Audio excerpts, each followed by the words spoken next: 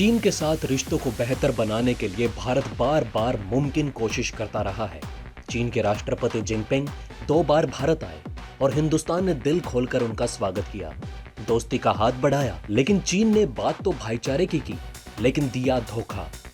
जी हां दोस्तों, धोखे का दूसरा नाम है चीन। एलएसी पर सड़क छाप गुंडों वाली चीनी सेना ने जिस करतूत को अंजाम दिया वो माफी के काबिल नहीं। ये पहला मौका नहीं है जब चीन ने भारत को धोखा दिया हो। चीन को भारत की जनता की भावनाओं और संवेदनाओं की कोई फिक्र नहीं, जबकि भारत ने साल 1947 के बाद से ही चीन की तरफ लगातार दोस्ती का हाथ बढ़ाया है। लेकिन चीन की तरफ से भारत को सिर्फ और सिर्फ धोखा ही मिला।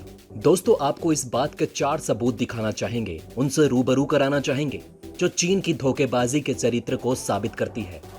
धोखा नंबर 1, पहले समझौता किया फिर एलएसी पर धोखा। दोस्तों, लाइन ऑफ एक्चुअल कंट्रोल के पास भारतीय सैनिकों से चीनी गुंडे जानबूझकर उलझ गए। झड़प हुई और 20 भारतीय जवान वीरगति को प्राप्त हो गए। इस झड़प में चीन के भी करीब 40 सैनिक मारे गए, यानी कि एक के बदले 2 को भारतीय सेना ने मिट्टी में मिला दिया। लेकिन आपको यहां यह समझने की जरूरत है कि यह चीन का धोखा चरित्र का पहला सबूत कैसे है। दरअसल दोस्तों, लद्दाख की घटना इसका गवाह है। चीन ने एक बार फिर से भारत की पीठ में छुरा घोंपा। शी जिनपिंग भारत आते हैं, अहमदाबाद की सैर करते हैं, दोस्ती की बड़ी बड़ी बातें करते हैं और चीनी सैनिक सीमा पर दोस्ती की जगह दुश्मनी निभाती है। इस दोहरे चरित्र से चीन के धोखे को समझना आसान हो जाता है। धोखा नंबर 2, हिंदी चीनी भाई भाई की आड़ में 62 की जंग। दोस्तों, हर भारतीय चीन की चालबाजी पर भरोसा करता है, उससे दोस्ती निभाने की भरपूर कोशिश करता है।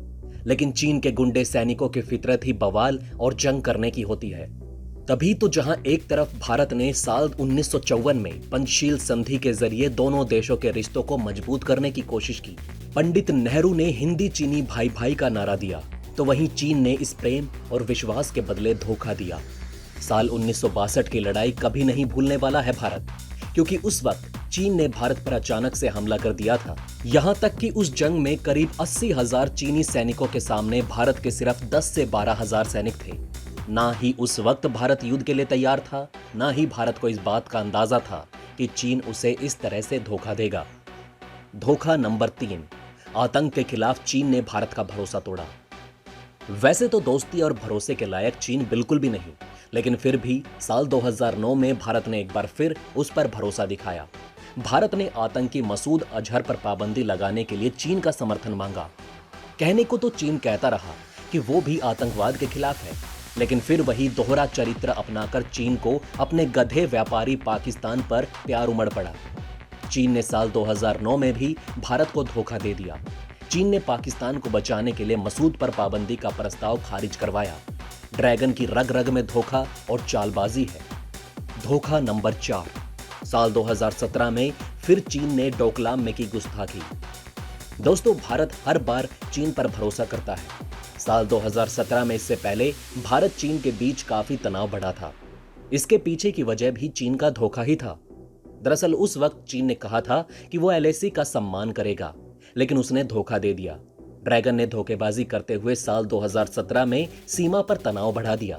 डोकलाम में चीनी सैनिकों ने घुसपैठ की कोशिश की, जिसके चलते करीब 73 दिन तनाव रहा।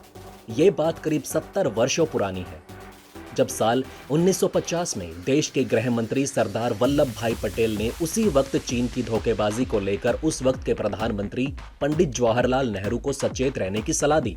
लेकिन नेहरू को चीन ने अपने झांसे में इस कदर फंसा दिया था कि उन्होंने ड्रैगन पर आंख बंद करके भरोसा कर लिया। लेकिन हुआ वही धोखा जिसका कबूलनामा 8 नवंबर 1962 को संसद में किया। उन्होंने अपनी गलती स्वीकार की कि चीन पर इतना भरोसा ठीक नहीं। और दोस्तों, और भी कई धोखे हैं जिसे चीन ने भारत के खिलाफ इस्तेमाल किए। धोखेबाज चीन का पक्का इलाज जरूर होगा। चीन ने भारत की दोस्ती का जवाब दगाबाजी से दिया है, लेकिन ये नया भारत है जो चीन के हर विश्वासघात का पूरा हिसाब करेगा। ऐसे में चीन के हर एक धोखे को भारत कभी नहीं भूलेगा। चीन को करारा जवाब जरूर मिलेगा। भारत और चीन के बीच सीमा पर तनाव जारी है, लेकिन ये पहली बार नहीं हुआ। 1949 में चीन में कम्युनिस्ट क्रांति से ही इसकी शुरुआत हो चुकी थी। चीन ने धीरे धीरे मंचूरिया, दक्षिण मंगोलिया, यूनान, पूर्वी तुर्कस्तान, मकाऊ, हांगकांग, पैरासेल्स और तिब्बत को तो हथिया ही लिया। 1962 के हमले में लद्दाख में पामीर के पठार पर भी कब्जा कर लिया। आखिर यही क्यों?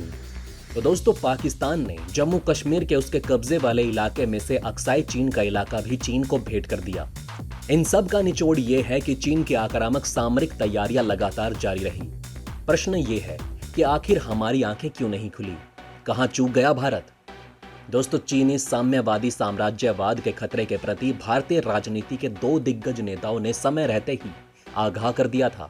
वो थे विनायक दामोदर सावरकर और संविधान निर्माता डॉक्टर भीमराव अंबेडकर। दोनों की बातों का मूल अर्थ यही है कि भारत ने तिब्बत को चीन का अंग मानने की भूल की, साथ ही पंचशील के सिद्धांत पर आंख मूंदकर विश्वास किया।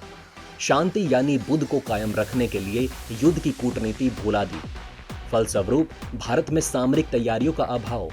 इस सपने में रहना भारी पड़ा कि यदि हम किसी पर हमला नहीं करेंगे तो कोई हम पर हमला नहीं करेगा।